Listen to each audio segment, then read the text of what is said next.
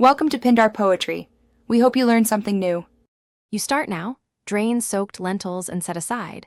This softens them for a creamy texture. Meanwhile, sear 1 kg chicken in 2 tablespoon oil to lock flavor, then remove.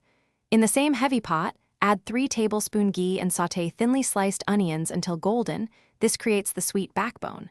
Once done, add crushed garlic, ginger, and whole spices. Sauté briefly to bloom oils. Make sure to deglaze with a splash of water to collect brown bits for depth.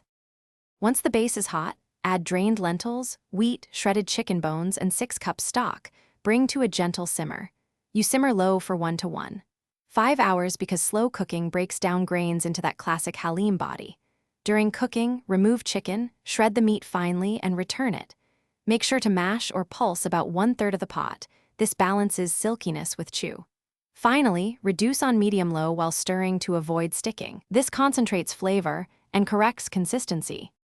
You finish by adjusting seasoning. Stir in 2 tsp garam masala, 1 tsp chili, and salt. Add 2 tablespoon lemon juice for brightness. Once thick and glossy, plate and garnish with crispy fried onions, cilantro, ginger julienne, roasted nuts, and a spoon of ghee. These contrast texture and lift aroma.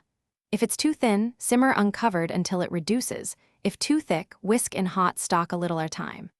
A quick stir prevents lumps. Use the fix above if consistency goes off. Thanks for watching. Consider subscribing if we helped you.